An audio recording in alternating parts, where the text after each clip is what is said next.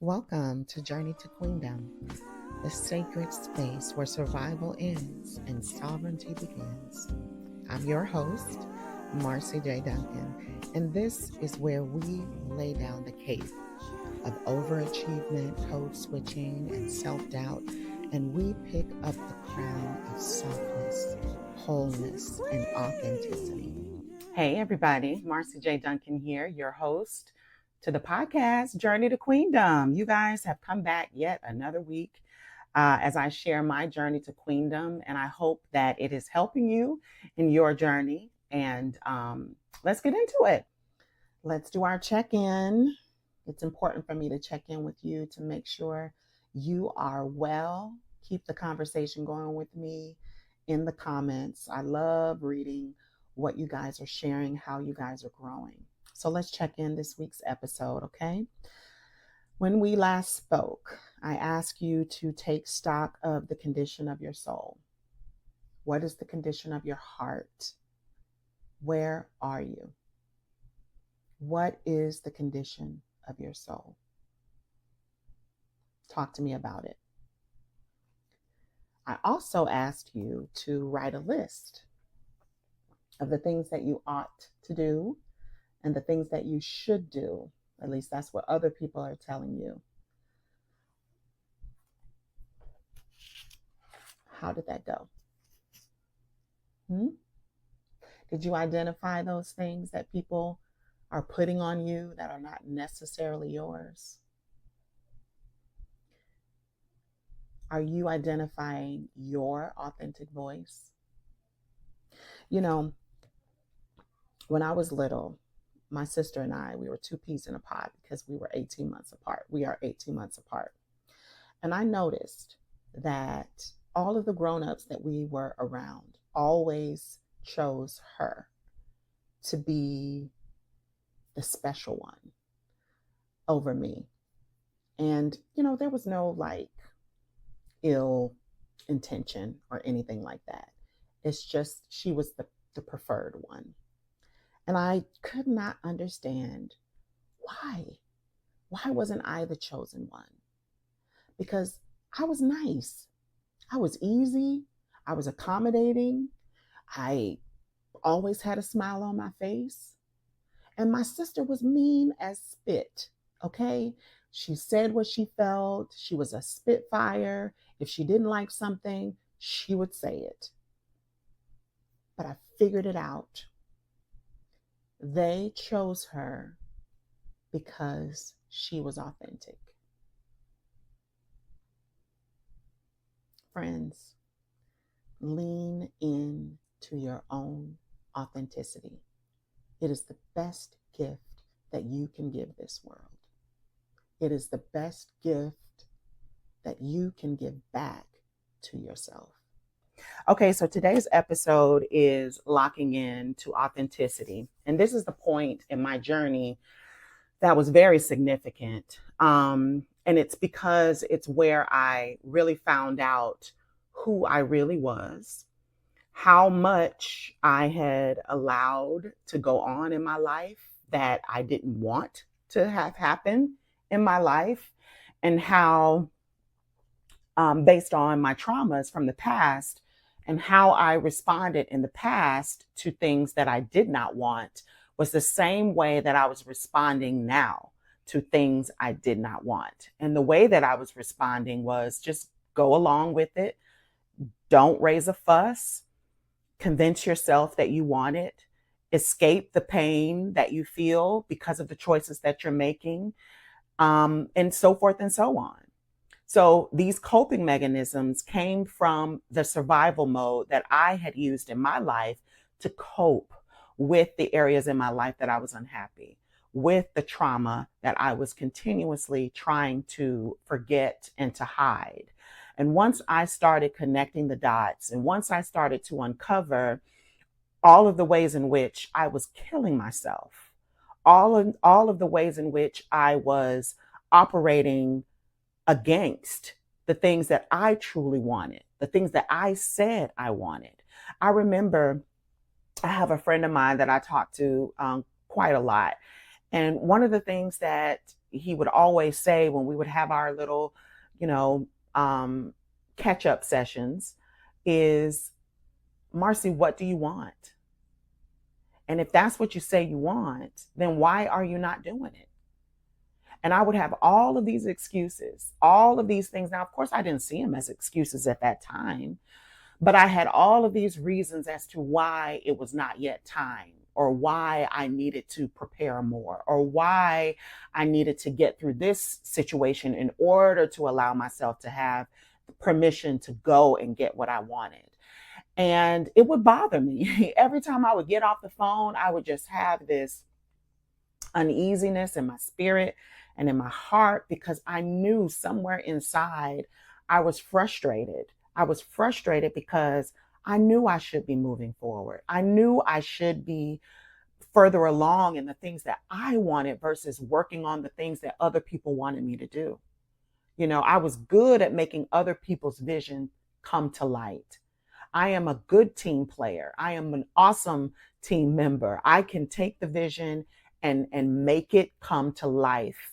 And not only come to life, but do it in a spirit of excellence for other people, for other organizations, for other missions. But for myself, some reason I was not moving forward. I was not putting that same effort into myself. So my trauma had taught me that what I wanted was not worthy of pursuing. What I wanted did not matter. As a matter of fact, I felt guilty for communicating the things I wanted. I felt ashamed that I had no right to say what I wanted. Now, of course, in the skin that I'm in now, it all sounds ridiculous, but it was my truth that I was living in. And it was a part of the fabric, and still is in many ways, of who I am, of who I was, of who I became, because of traumatic situations, because of coping mechanisms that I learned. Now, I in no way am saying that I don't appreciate the survival mode, the coping mechanisms, because that's why I'm sitting here today. That is why I'm able to share my testimony. That is why I'm able to say, I am making it. I am showing up for myself today. Those coping mechanisms were absolutely necessary at that time for that season. But this season that I am in now, where I believe God wants to take me to the very place that I've always envisioned, that I've always known that could be my reality, I am knocking at the door right now. And I cannot take survival mode with me. And I've known this in my mind for a long time, but it was difficult for me to let it go. It was difficult for me to really have the courage to face the things that I needed to face, to deal with the things that I needed to deal with. And they were not outside of me.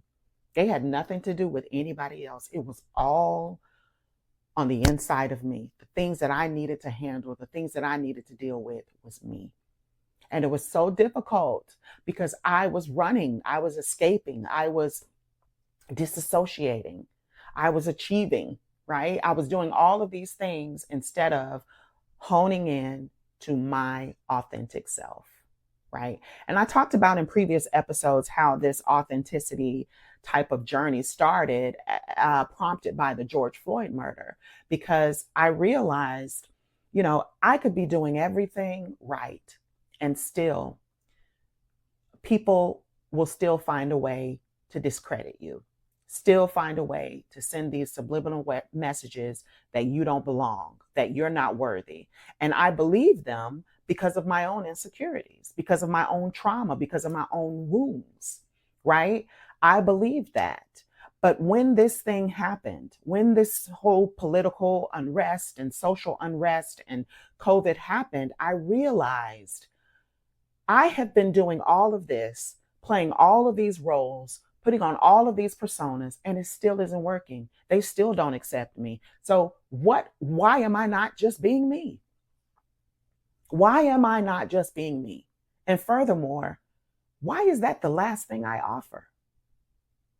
And I found those answers as I began to dig and I began to be more curious of how to get closer to my authentic self. Of course, I didn't know that that's what I was doing at the time. I was just so angry and so mad. I needed a change. I needed something different because what I was doing was not working. It was only frustrating me. And I went in quest for a change, of a change. And of course, because I am spiritually minded in my own life, the first place I looked was God. I'm like, look, what is up? I am finally ready to listen to you. I am finally ready to hear the real answer. Please show me. Please tell me. And he gave me the tools. He gave me the tools through therapy and through consistent time and devotion in my word and time and devotion with my meditation time with him. A whole new world was uncovered, right? Because I had tried to tap in before, but I wasn't really consistent. And the reason why I wasn't consistent because I wasn't hungry. I wasn't curious. I was just looking for a quick band-aid to make me feel better about my existence, right? But now I was hungry. I was bleeding out and a band-aid would not do. I needed surgery. And I needed the master surgeon to do that surgery on my heart because I could see it. I could see it through the eyes of my husband looking back at me, through the eyes of my sons looking back at me. My own inner heart and mind was in turmoil, and nobody had the answers. Nobody had the answers. So I knew it was time for me to lay on that surgery table and let God do the work. Instead of me trying to do it, instead of me trying to fix myself, instead of me trying one more program, instead of me trying one more three-step way to happiness, instead of me reading one more self-help book, I needed to go to the source to find out who I am, who God created me to be, because that's the only thing that I was not in quest of. Before, I was not curious about that. I thought I knew, I thought I understood. I thought I knew who I was, this independent Black woman who was smart, and all those things are true, but they became my identity. They became the way I moved through life. And so people expected more and more and more of that person because that's the person I presented. Yeah. So the quest became, who am I? God gave me the tools, of course, through devotion, daily devotion and meditation, silence before him. He began to really speak some things into my heart. And I stopped talking so much.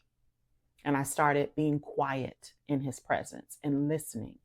And I said, Lord, I want to hear from you for once, right? Instead of me going to him, telling him all these things that I need and I want and I know, I was desperate. I wanted to hear from him. And that he did. He spoke.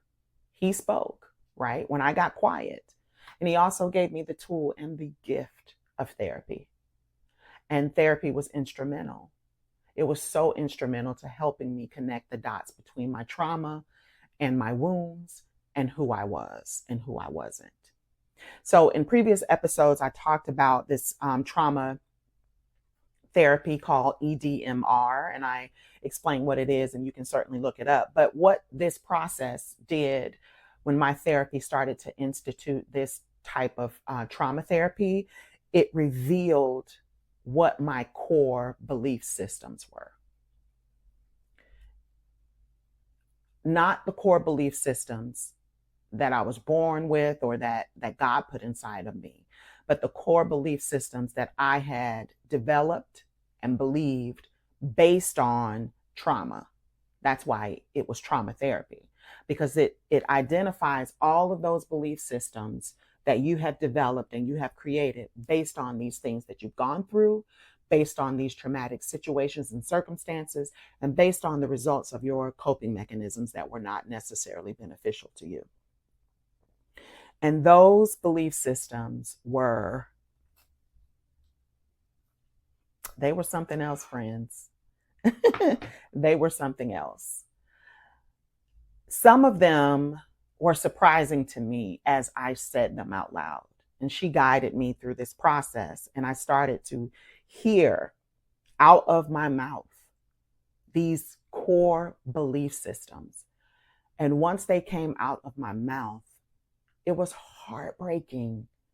It was heartbreaking that I was walking around with these negative belief systems about myself and about how I related to other people and to God, quite honestly, and how I was operating from this flawed belief system.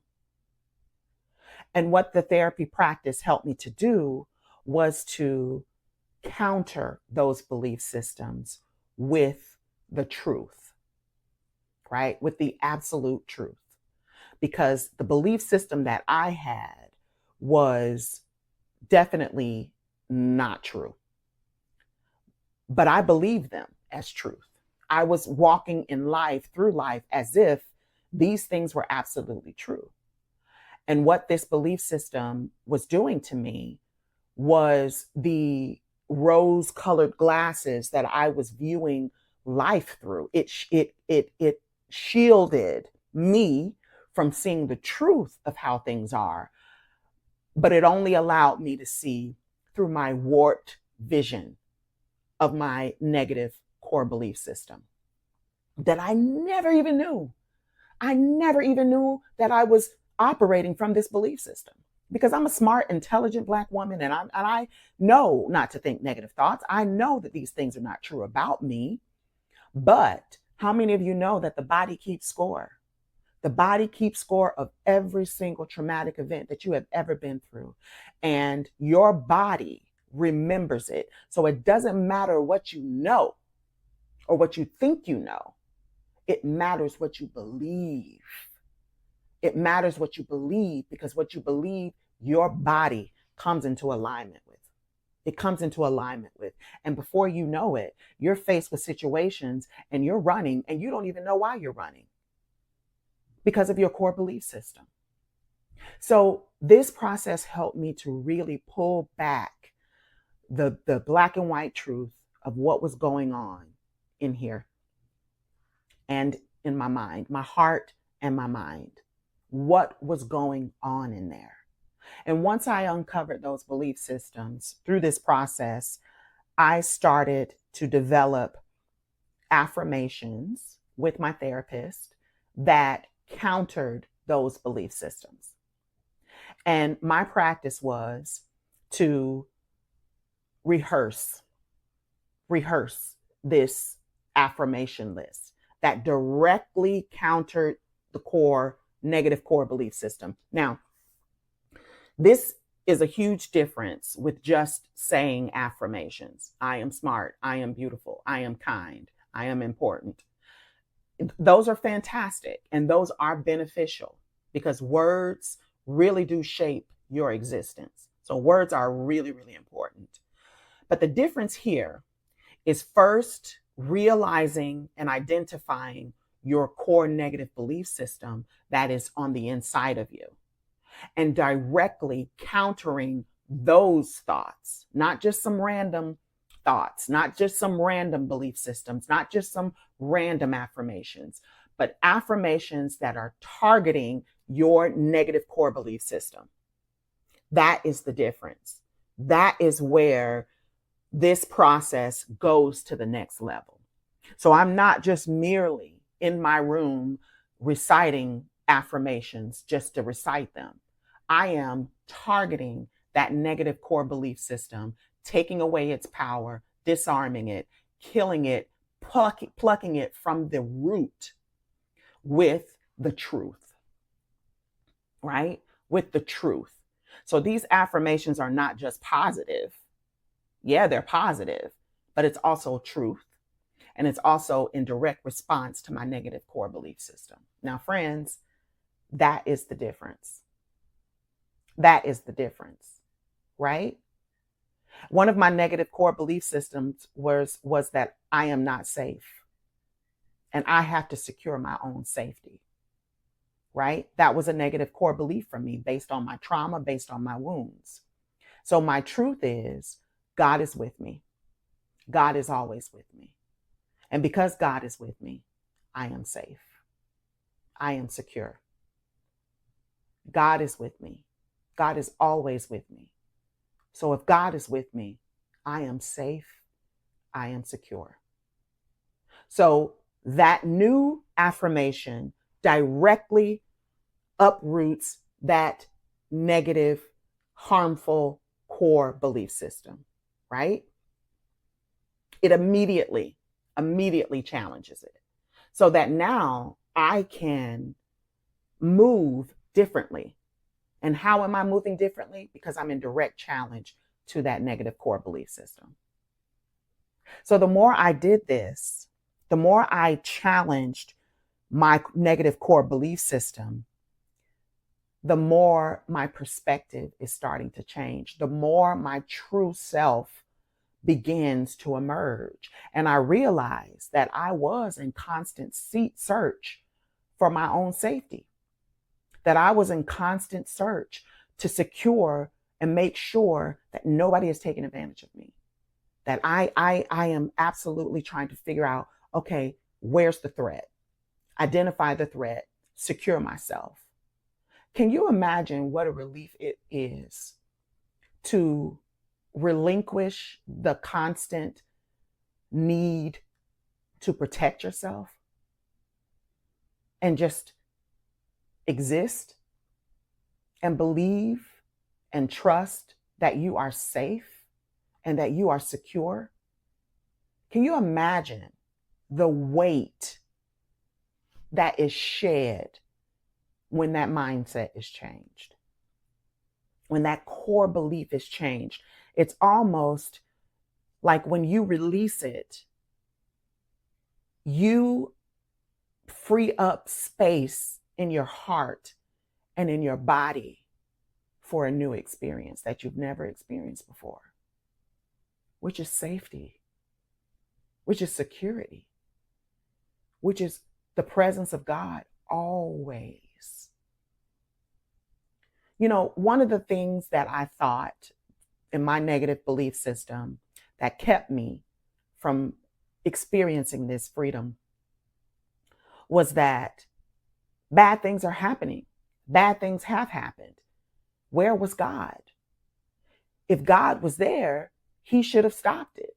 He knew it was going to happen. He should have kept me from going through those things. That is the core belief system that stopped me from believing that I was safe and secure because God was there. First of all, I didn't realize that God was there with me. I thought he had turned his back on me and allowed these things to happen. Now, I never said these things out loud, of course, because I'm a believer. I'm not supposed to think these things. I'm not supposed to have these doubts. But the truth of the matter is the more I started to uncover these negative core belief systems, all of these other thoughts and beliefs started to have no merit. So then where I thought God turned his back on me, I realized God was in the room. And when I realized God was in the room, I said, God, what were you doing? What were you doing when I was there, when I was alone, when I was in that corner, when I was having to deal with this? Where were you? Now my ears are open. The space in my heart and my mind has been freed up. So now I can hear the truth and God can say to me, Marci, I was holding you. I was crying with you. I was bottling up those precious tears and reminding you that you are not this circumstance, that you have no reason to fear because I am with you. I am walking with you. We are hand in hand. I have your face in my hand. And I am telling you, focus on me, Marci. Focus on me. Because guess what? You're going to make it. You're going to come out. You're going to come out of this fire and you are not even going to smell like smoke.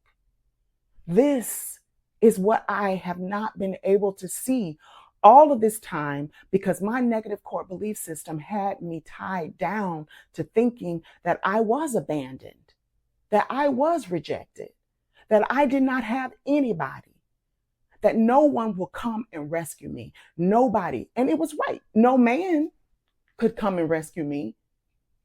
No person was there with me, but I was not alone, friends. I was not alone in my grief. I was not alone in my suffering, in my pain. I was not alone. Never was I alone. And now I see him in those situations. I see him, how he took my hand as a little girl and gave me the gift of creativity. So that even in that time that he gave it to me, well in my bones, he said, here, you're going to need this. This is going to help you. I didn't know it at the time, but now, 30, 40 years later, I see that gift that he gave me way back then in that trauma, in that pain. Now I understand the expression of this gift. The telling of my testimony through my gift is freeing not just me, friends, but so many others. And that is what my negative core belief system had me blind to. God allowed me to be free in my heart and in my mind by simply allowing me to identify the lie and replace it with the truth. Y'all, that was a lot. So now I have the ability, because I'm steadily freeing up space. Every time I go back to this therapist and uncover and work and use my courage to do the work, to put in the work, every time I'm going back here, more space is being freed up on the inside of me. So now I can really see myself as queen. I can see myself as queen. I can see that now. As before, I couldn't imagine that. I couldn't see it. Yeah, I could say it. And yes, I could be sassy. And yes, I can own the room and go in the room and be a queen. Yes, queen. Yes, I could do all that. But that stuff didn't change me on the inside. That stuff didn't allow me to heal on the inside. But now, friends, now there is space opening up. It is working. I can see the healing taking place. I can feel the healing taking place. I feel my desires coming back. I feel myself rising up and saying no to things that I was too scared to say no to before. Now I can find my voice and free my voice, my real true voice that says, I don't want that. I don't believe that. I don't agree with that. I don't care what you think. I am going to still do me. Now I am starting to see the queen within. I am seeing her manifest right before my eyes as the space on the inside of me starts to free up. There was a moment at work where it was just so crazy to me. I'm doing all this work and doing all this work. And there came a moment where I had to speak up. And I had to tell the truth about what I've been feeling. I had to uncover some injustice that was happening at work. And where before I would have been shaking in my boots, not able to sleep, rehearsing the conversation over and over and over again, and avoiding it at all costs. Y'all, I walked up in there. I was so filled with courage and confidence and clarity in my communication. And when I was challenged, I was able to quickly discern the manipulation and the gaslighting tactics, quickly discerned it and was able to call it on its head and call it out. And I didn't have to roll my neck, not one time. I didn't have to clap my hands, not one time, because I'm known for clapping them hands, honey, when I'm getting you together. I didn't have to do any of that, friends. I sat in that chair with a smile on my face and I said my piece. And y'all, That's freedom for me and my journey. That is freedom. My voice was starting to be free. Y'all, in my marriage, I was able to say to my husband, hey, I shut you out today because something that you did triggered me. And I went into my mind of escapism. And I went into my mind of, I'm the only one who loves me. I'm the only one who can protect me. And I shut you out. And I don't like doing that to you. And I'm sorry. I want to talk to you about this thing, this trigger. Y'all, who am I? The queen that God has called me to be. That's who I am. That's who I am. Now, I'm not going to tell you that these things magically happened because they didn't. Y'all, they didn't. This is years in the making. Years. I started this quest, like I told you, 2022. When the whole George Floyd thing happened. Y'all, this has been a process. There have been many times where I was starting to change on the inside, and I'm like, Lord, I need to say this, but I'm scared. I'm scared. I don't know if I can. And you know what? God was patient with me. I didn't do it that day. I didn't do it the next day. I didn't do it the day after that, or however long it took me, but I eventually did it. And I still get afraid. I still get fearful. But God has given me the freedom with the space that He's opening up on the inside of my heart. He's given me the freedom to speak my truth, to be my authentic self, and to tell the truth. Because y'all, I would be all kinds of deceiving. Not to deceive others, but to deceive myself, to convince myself that I didn't want this, or it's okay to let this boundary happen, be pushed over, right? And so I would tell people things to make them happy, but it wasn't my truth. I would tell people things, if I didn't want to go to a certain thing and they had invited me to go, I would say, girl, I got this thing coming up and oh God, I can't do it. Instead of saying, you know what, honey, I want to be there for you, but I'm tired and I'm going to have to sit this one out. Y'all, before, to tell that truth, my brain would have said, that's not enough, Marci. They're not going to forgive you. They're not going to understand. They're going to think that you're flaking out on them. They're going to blah, blah, blah, blah, blah, blah, all of these things. But the truth of the matter is, what I'm learning is, whether they will accept it or not, it is what it is. And you know what? When I hung up that phone, or when I walked away from that conversation, I had peace. That's another space on the inside that had opened up.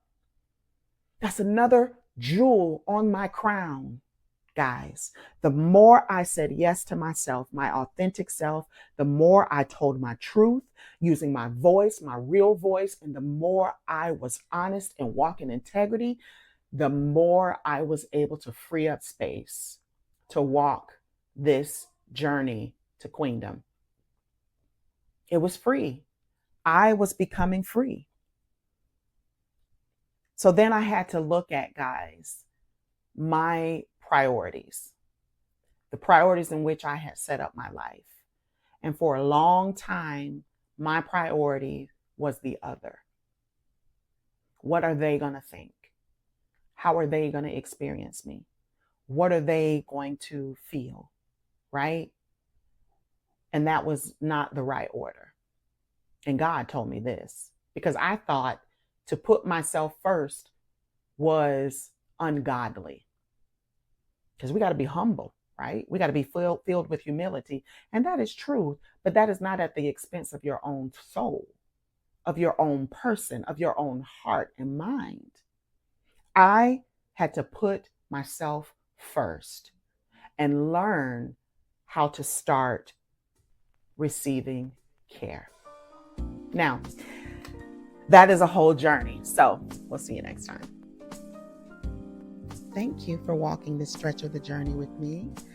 If something in today's episode stirred your spirit, share this episode with a sister.